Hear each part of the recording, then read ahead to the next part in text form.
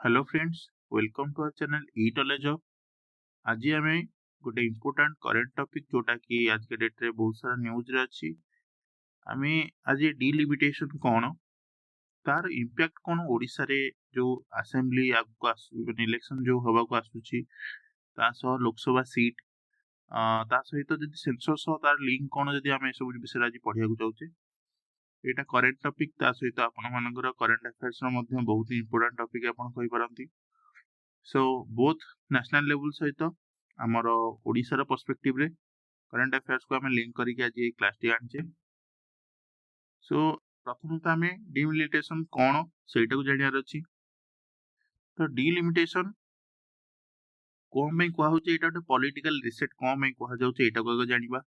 North south divided कौन होचे यहाँ प्रथम आग जानवर अच्छी।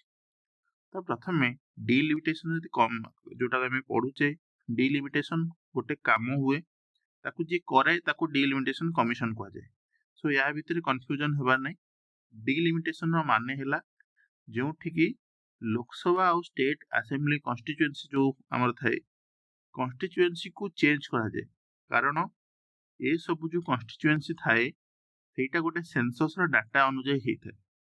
तो आज के डेट रे हमर जो लोकसभा मेंबर माने अछंती किंबा एमएलए माने जो मान सब बछा हुआंती से माने से कन्स्टिट्यूएंसी रे बछा हुआंती। तो कन्स्टिट्यूएंसी जेतेबेले अधिक हबो तो ऑब्वियसली कन्स्टिट्यूएंसी जेतेबेले अधिक हबो सेमानक संख्या भी अधिक हबो। कहार ऑब्वियसली एमपी मानक सीट भी बढ़िबो तास एमएलए मानक सीट भी बढ़िबो। तो एटा केवल सेंट्रल लेवल रे नुहे ओडिसा रो माने जोटा पॉलिटिकल एंगल भी आपण देखिबे तले ओडिसा को भी एटा अफेक्ट करिवो। तो सीट बढ़िबो तो एठी एक्चुअली आपण कहबे सर जदी सीट बढ़ुछ तो भलो कथा बट सीट बढ़िले इश्यू कौन पे एबे का डेट रे अछि। ओडिसा रे भी इश्यू होउछि मोस्ट यदि कहबा मोस्टली सदर्न डिस्ट्रिक्ट मानकर सदर्न स्टेट मानकर बेसी एटा काई इश्यू होउछि। तो प्रथमे आम डिलिमिटेशन जानिले जे डिलिमिटेशन हला कन्स्टिट्यूएंसी जोटा चेंज हुए तार बाउंड्री गुडी चेंज हुए काहे ना पॉपुलेशन जेतेबेले 1971 मसिया रे जोटा थिला आज के डेट रे तो शेयर नथिबो पॉपुलेशन बढ़ीची। तो पॉपुलेशन जेतेबेले बढ़ीची कन्स्टिट्यूएंसी को सेमती छोट करा जाए कि डिवाइड करा जाए। जेतेबेले गोटे कन्स्टिट्यूएंसी रे लोक अधिक होय ताको डिवाइड करा जाए कि दुईटी कन्स्टिट्यूएंसी कि तीनोटी कन्स्टिट्यूएंसी डिवाइड करा जाए जहा फल रे आपनकु एमपी और एमएलए मध्य सीट मध्य बढ़िबार देखा जाए। तो याकू की करंती किए याकू करंती डिलिमिटेशन कमिशन जे कि सेंट्रल गवर्नमेंट द्वारा अपॉइंटमेंट होंती आउ इनश्योर करंती जे सब कन्स्टिट्यूएंसी रे सिमिलर पॉपुलेशन साइज रहिबो। आ आपण जानि छथि मध्य कन्स्टिट्यूएंसी सब बेले similar population all over India रहे। तो एटा को सही हिसाब रे माने ताकू करा जैते भंगा होइथाय से एटू जहा फल रे कोन हो ना सिटीजन मानकर वोट रो वैल्यू समान रहबो ऑल ओवर इंडिया रे। तो नेक्स्ट जीवा कन्स्टिट्यूएंस डिलिमिटेशन कमिशन विषय जानले याकू पावर दिया जाउची आर्टिकल 82 अंडर रे जोटा कि पार्लियामेंट डिलिमिटेशन एक्ट गोटा अछि जोटा कि आफ्टर ईच सेंसस माने सेंसस प्रति जो 10 वर्ष पर हेबा कथा बट 2011 लास्ट हेतला हमर सेंसस टी एबे वर्तमान 2027 रे हेबाकू जाउची। 2026 रे जदि एबे जोटा चलची सेटा सेंसस रो जदि कहि परिबा हाउस लिस्टिंग होची बट 2027 रे जतले फेब्रुआरी मास रे जोटा हबो सेटा हबो हमर मेन सेंसस जोटा जनगणना जोटा हमें कहूचे। तो आपण कहि परिबे सर 10 वर्ष रे आपण एने कहिले तो एने केमिति 2011 रे हितला तो 2021 रे हबा कथा 2027 रे कोन पे होची। तो एटा भी आपण जानिथिबे 2021 बेलो को कोविड रो वेव चलतिला। सो सेते बेलठू सेटा घुंचई घुंचई घुंचई घुंचई वर्तमान 2026 और 2027 रे सेंसस काम आरंभ हो किंतु 10 वर्ष रे प्रति 10 वर्ष हेबा कथा। तो सेंसस जेतेबेले हेई जिवो जनगणना सरी गला पर डिलिमिटेशन एक्ट पार्लियामेंट पास करि परिबो। तो एटा गोटे पावर हाई पावर कमिशन जोटा सुप्रीम कोर्ट जज रे बेदरे चीफ इलेक्शन कमिशनर रे स्टेट इलेक्शन कमिशनर रे जहा फल रीड्रॉइंग हबो स्ट्रक्चर गुडी कन्स्टिट्यूएंसी वाला सब रीड्रॉइंग हबो। आ जो ऑर्डर टी हबो ए कमिशन रो पावर टे ही सबटू टॉप याकू कोन जगह आपण चैलेंज करि परिबेनी कोन पे आपण चैलेंज करि परिबेनी कारण सुप्रीम कोर्ट रो जज भी अछंदी चीफ इलेक्शन कमिशनर भी अछंदी तास स्टेट इलेक्शन कमिशन माने भी रहउछंदी। तो जेतेबेले से माने ही ए जिंसटा को करि दउछंदी ताल ताकू आउ चैलेंज करिवा आउ कोनोसी प्रकार लॉजिक नाही। तो सेति में याकू आ कोनोसी प्रकार जगह आपण चैलेंज कर परिबे नै आ कोनोसी कोर्ट रे। तो नेक्स्ट देखिबा हमर आज के डेट रे जो आपण माने देखुथबे जो स्टेट रे आपण जदि आज के डेट हम स्टेट देखुछंती हम स्टेट रे एमएलए संख्या जेतिकी सब स्टेट रे एमएलए संख्या सेतिकी न जेहेतु पॉपुलेशन वाइज डिवाइड करा जाय कॉन्स्टिट्यूएंसी रु बछा हुअंती एमएलए माने। तो सेटा पई अलग अलग जगह रे अलग अलग एमएलए संख्या अधिक कोटी कम थांती। तो एमएलए हो किंबा एमपी माने जोटा हम लोकसभा रे कहि परिबा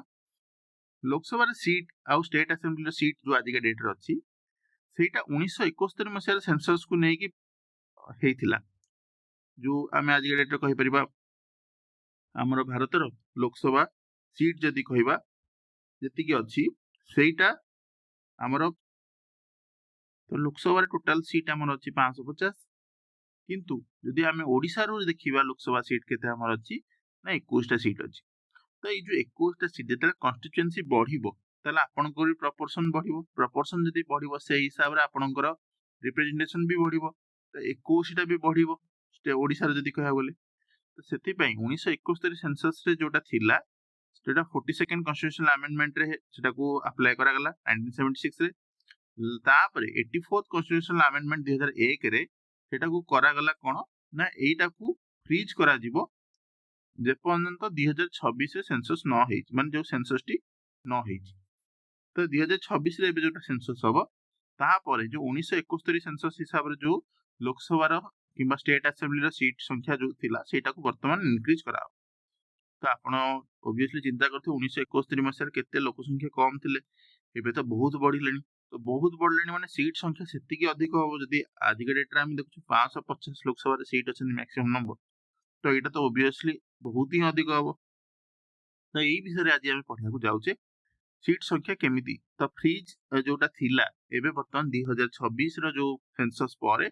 पॉपुलेशन ग्रोथ जोटी होउची से सब जगह रे देखि कि कॉन्स्टिट्यूएंसी सब डिवाइड होबो। एबे वर्तमान कोन होबो ना सीट गुडी को सब दिया जिवो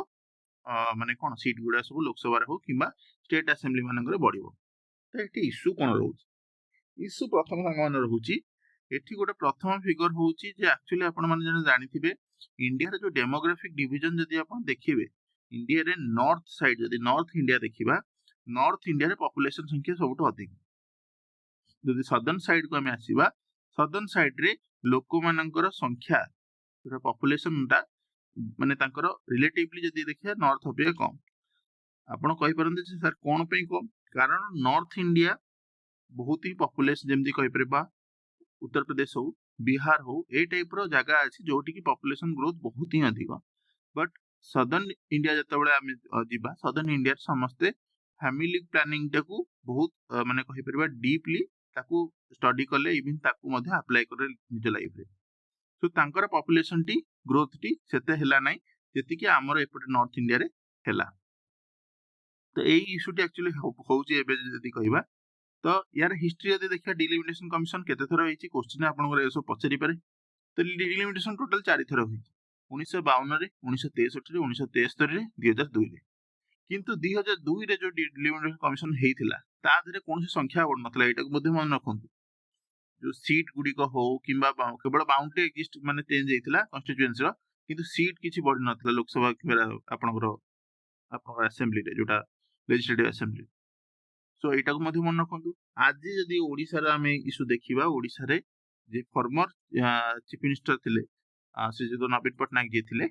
सी वर्तमान बे इशू करिसंदी कोन ना इबे जो 131st कॉन्स्टिट्यूशनल अमेंडमेंट आसुची बिल 2026 जोटा कि आमे कहूचे कोन डिलिमिटेशन बिल या धरे कोन ना हमर संख्या धीरे माने कमिया को जाउची। आपण कहबे से संख्या केमिति कम समस्त अंदर बढ़ुची रिलेटिवली से देखौचंती। आपण जदि थर्ड पॉइंट को देखिबे थर्ड पॉइंट रे यही लिखा हिजी जे करेंटली आपण ओडिसा रे 21 सीट अछि जोटा कि आज के डेट रे जो प्रेजेंट सीट अछि 543 550 ना मैक्सिमम किन 543 अछंती। तो 543 रो 3.9% किंतु जो एक्सपेंशन करा जिवो 850 सीट को एबे वर्तमान को होउची कोन एई जो एक्सपेंशन हबो डिलिमिटेशन ता 850 रु माने पाखा पाखी माने सेटा ग्रोथ हबो तो 543 रु 550 रु 850 हबार अछि। तो 300 सीट बढ़ियार अछि। तो ए जो 850 सीट हबो ता देरे वर्तमान को स्टेट बढ़ी बढ़ी 29 टा सीट हबो। तो आपण कहले सर बढ़िला तो बढ़िला बट सी कहउछंती रिलेटिवली लॉस होउची 543 जेतेबेले थिला सेतेबेले हमको 3.9% माने मिलुथिला तो जेतेबेले 850 होउची लॉजिकली देखिया गले तार भी 850 से 3.9% हमको मिलिया थिला बट सेटा वर्तमान हम कहू 3.4% हमको मिलुची तो रिलेटिवली हम देखिबा नियरली 15% हमको लॉस होउची तो एटा को कहू होउची गोटे ग्रेव इनजस्टिस हम सहित होउची तो एटा एक्चुअली इश्यू हेची तो जे हमरो प्रीवियस चीफ मिनिस्टर थिले फॉर्मर चीफ मिनिस्टर सी वर्तमान ए इश्यू को उठेइछंती तो एटा को नै कि आगु कोन डिस्कशन होबो सेटा पर कथा एबे आमे इश्यू गुडी को टिके जानि दवा एक्चुअली इश्यू गुडी को कोन माने जदी कमिला भी आपनकर तले कोन इश्यू प्रथमे तो एटा गुटे नॉर्थ आ साउथ स्टेट मानक भीतर एटा गुटे इश्यू प्रथम रो अछि जे नॉर्थ मानकर कि मान नॉर्दर्न इंडिया रे जतल स्टेट मानकर जेंति उत्तर प्रदेश हो बिहार हो एमानकर पॉपुलेशन ग्रोथ अधिक तो पॉपुलेशन ग्रोथ जदि अधिक ताले सेमानंकु ओडिशा अपेक्षा अधिक नंबर मिलिबो सीट जतल अधिक नंबर मिलिबो तांकर पॉलिटिकल माने जो बेस टी अधिक स्ट्रांग रहबा हमठु जतल आपण जानिथिबे एमपी जो इलेक्शन जतल आगुरु होउतला इवन सेतबेले मध्य कहउतला जे उत्तर प्रदेश बिहार को आपण जीती गले ताले आपण सेंटर रे पावर आसील तो एबे जदी ओडिसा रो ग्रोथ सेही हिसाब रे होबनी 3.9% हमको जो शेयर मिलुतला एबे बर्तन 3.4 को खसी जिबा ताहाले हमर जतले संख्या कमी जिवो हमर सेतिकी हमको प्रायोरिटी मध्ये दिया जिवो नै हमर ग्रोथ मध्ये कमी जिवो तो एटा हला प्रथम इश्यू साउथ रे जो स्टेट मान अछि से माने भी से इश्यू करछन जे एक्चुअली हमर भी सेम माने प्रॉब्लम होउची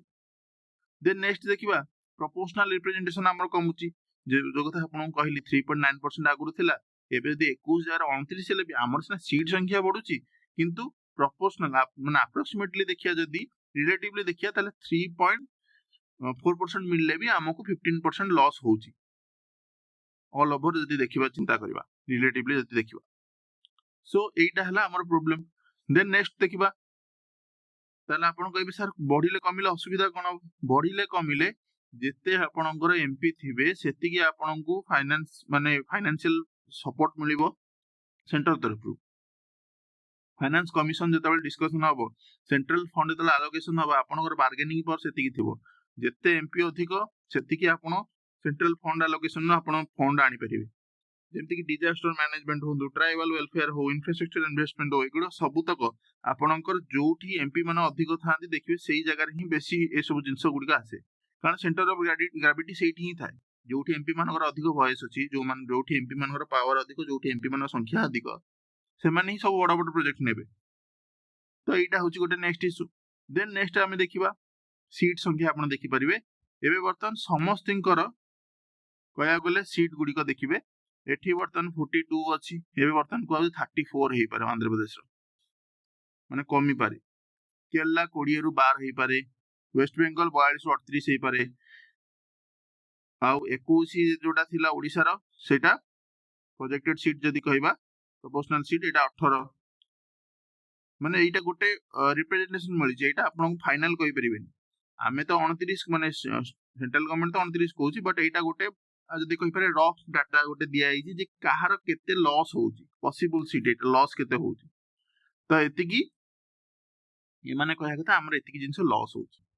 तो एटा हला इश्यू जदी कहि परिबा एटा गोटे प्रोजेक्टेड बट एटा को कोनोसी जगह फाइनल चिंता करबिनी कारण 21 जगह हम 29 मिलिबो एटा फाइनल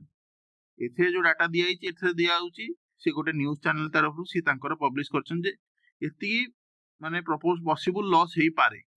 बट एथे कोनोस प्रकार गारंटी नै तो नेक्स्ट जदी देखिबा आपण माने एई टाइप रो दी इश्यू जा पढिया को चाहू देबे तो आपण बुझिले जे एक्चुअली करंट इश्यू टी कोन हमरो प्रॉब्लम कोन जदी डिलिमिटेशन जदी लागू होची भी ताहाले गोटे स्टेट रो प्रॉब्लम कोन एई टाइप रो दी करंट अफेयर्स आपण पढिया को चाहछंती आपण माने काम चैनल से जोडी होंतु आम चैनल आपण ओपीएससी हो ओडब्ल्यूएससी हो ट्रिपलएससी किंबा पुलिस एग्जाम जदी दउछंती तास टीचिंग एग्जाम जदी दउछंती जीएस रो जे कोनोसी सब्जेक्ट पई आपण आम चैनल ऊपर भरोसा रख परिबे आपण माने हिस्ट्री हो पॉलिटी हो ज्योग्राफी हो इकोनॉमी एनवायरनमेंट कंप्यूटर ए टाइप रो सब टॉपिक आपण आम चैनल देखि परिबे पीआईक्यू सेशन मध्ये आगु बहुत सारा आसुची ओडिसा रो ज्योग्राफी रो PYQ session sorry MCQ session जदी कहबा एबे आसीची आपण माने चाहिले देखि परिबे वीकली करंट अफेयर भी प्रोवाइड करूँ जस्ट बिकज अब एग्जाम चली so monthly current affair compilation करके प्रोवाइड करने आम चिंता करूँ तो क्लासेस गुड़िक आम रेगुलारली करूँ तो आपण मैंने जॉइन हुंतु एमसीक्यू क्लास करंतु पीआईक्यू क्लास करंतु कॉन्सेप्ट को बिल्ड करंतु आ एग्जाम रे आपण सक्सेसफुल हेबे एटार गारंटी आमे दउछु सो आपण मानकू जदि वीडियो पसंद आस्ती लाइक करंतु सांग मान सहित शेयर करंतु सब्सक्राइब बटन क्लिक करंतु आ जदि किसी डाउट अछि रिलेटेड कमेंट सेक्शन में आपण कमेंट दे परिबे तार उत्तर मध्ये आमे आपनको दबु सांग मान रहूछु धन्यवाद।